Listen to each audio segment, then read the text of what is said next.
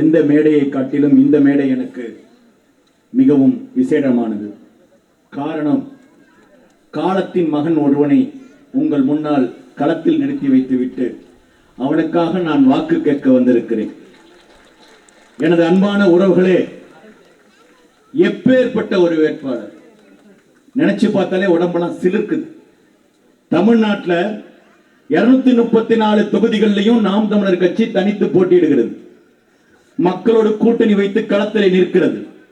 ஆனால் வேதாரண்யத்தில் என்ன முடிவை எம் தாய் தமிழ் எடுக்க போகிறார், எம் தாய் தமிழ் உறவுகள் என்ன முடிவை எடுக்க போகிறார்கள் என்பதை உலகமே பார்த்து கொண்டிருக்கிறது.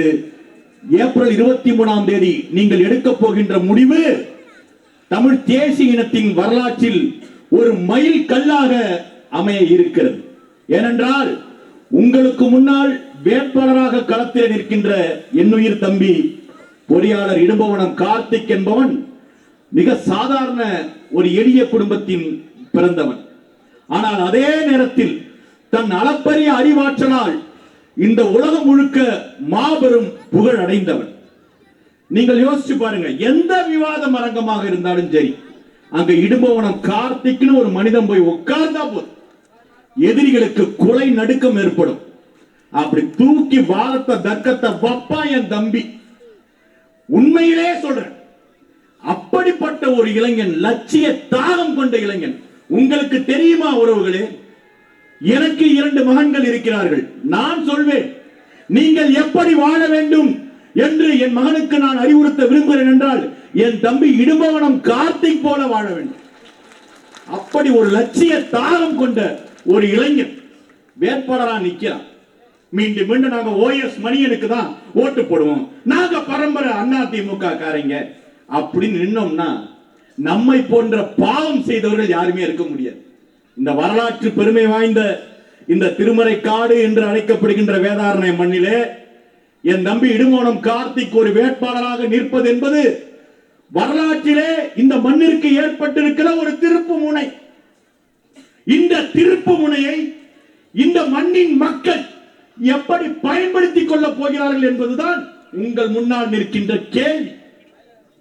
நீங்கள் யோசிச்சு பாருங்க, ஒரு எளிய குடும்பத்தை சேர்ந்தவன், படிச்சவன், பண்பான வேட்பாளரா நிக்கிறான். யாருக்கு முன்னாடி நிக்கிறான்? ஓஎஸ் மணியன் என்கின்ற பண முதலைக்கு முன்னாடி. எப்படி ஓஎஸ் மணியனுக்கு பணம் வந்தது?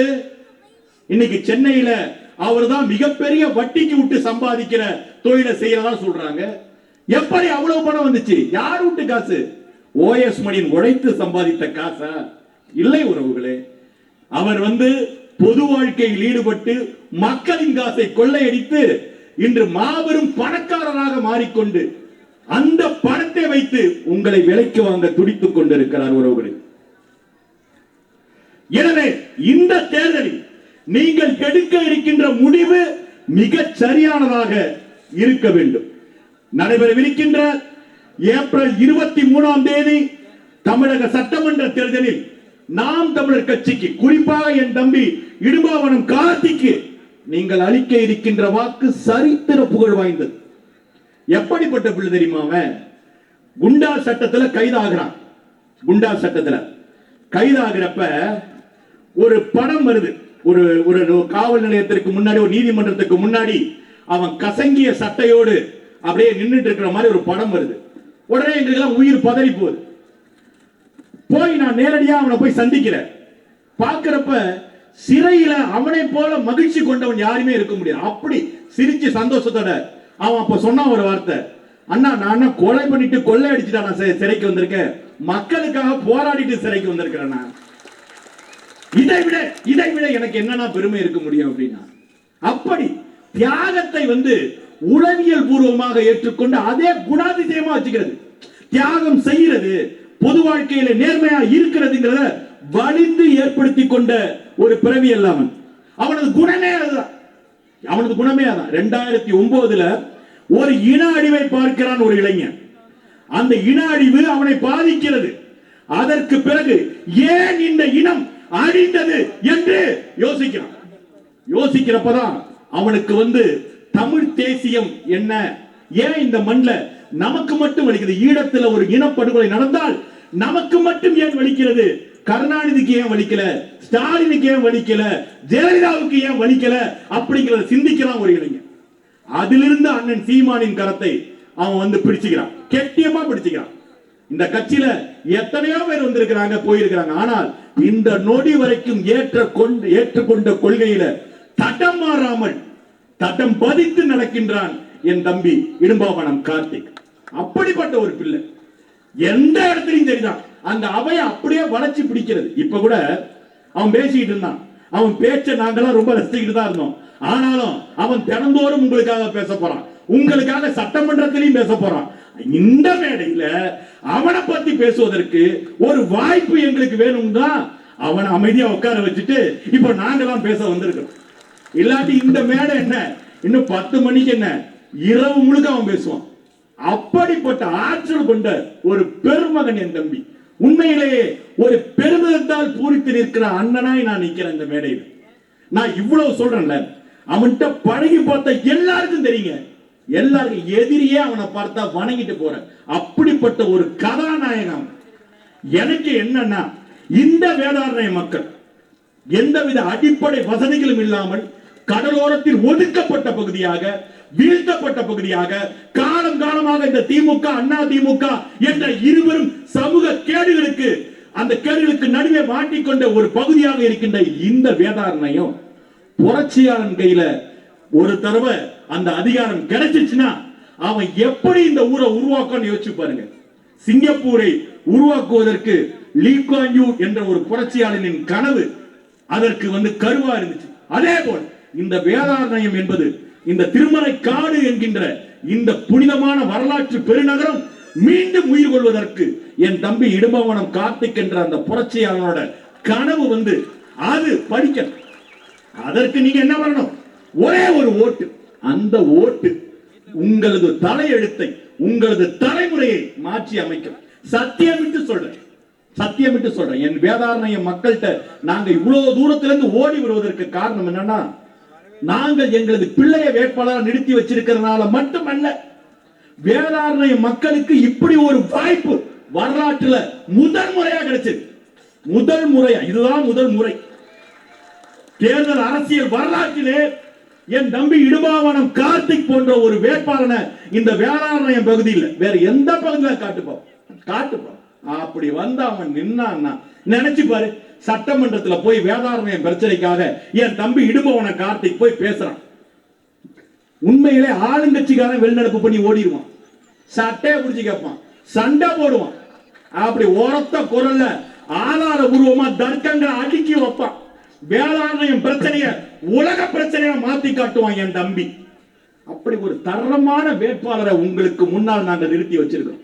இந்த முறை, இந்த ஒரே ஒரு முறை வருகின்ற ஏப்ரல் 23 எங்களது பிள்ளை இடும்பாவனம் கார்த்திக் அவர்களுக்கு நீங்கள் வாக்களிக்க வேண்டிய சின்னம் தான் அந்த ஏர்பூட்டிய உழவர் என்கின்ற விவசாயி சின்னத்திற்கு. ஒரே ஒரு முறை நீங்க பாருங்க, இதே போல ஒரு கட்சி இருக்கான்னு பாருங்க. எந்த வித பின்புலமும் கிடையாது, சாதிய பின்புலமோ பணபலமோ எந்த பலமும் அவனுக்கு கிடையாது. அவன்கிட்ட இருக்கிற ஒரே ஒரு பின்புலம் அவனது அசைக்க முடியாத அறிவாற்றல். அந்த பெரும் அறிவாற்றலை கொண்டு இந்த புனித நகரத்தை மீள் கட்டமைப்பு செய்ய வேண்டும் என்ற தவிப்போடு உங்கள் முன்னால் வந்து நிற்கிறான். நாங்க பலம் பெரிச்சாலியா நிக்கிற இந்த ஓஎஸ் மணியனுக்கு ஓட்டு போடுவோம்னு நின்னீங்கன்னா உங்களை யாரு காப்பாத்து? யாரு காப்பாத்து? ஒற்றை முறை நீங்க யோசிச்சு சிந்திச்சு தம்பி இடும்பாவனம் கார்த்திக் அவர்களுக்கு உங்களது வாக்கை அளிக்கணும். நாம் தமிழர் கட்சி இந்த தேர்தலை தனித்து சந்திக்கிறது, மக்களோடு கூட்டணி வைத்து 234 தொகுதிகளிலும் தனித்து போட்டி. அதுல 50 விழுக்காடு பெண்களுக்கு இடம். பாலின சமத்துவம் இந்திய தேர்தல் அரசியல் வரலாற்றிலேயே பாலின சமத்துவத்தோடு 50 விழுக்காடு பெண்களுக்கு சரிவாக இடம் கொடுத்து தேர்தல் அரசியலை கையாளுவது நாம் தமிழர் கட்சி மட்டும்தான். அது மட்டுமல்ல, இதுவரை ஒடுக்கப்பட்ட சமூகங்களான விளிம்புநிலை சமூகங்களான நாவிதர், வண்ணார், தச்சர், குயவர் போன்ற சமூகங்களுக்கு தேர்தலில் போட்டியிடுகின்ற வாய்ப்பு முதல் முறையாக திருநங்கைக்கு தேர்தலில் ஏற்கனவே நாம் தமிழர் கட்சி தான் கொடுத்து, இந்த முறையும் திருநங்கைக்கு தேர்தலில் போட்டியிடுகின்ற வாய்ப்பு.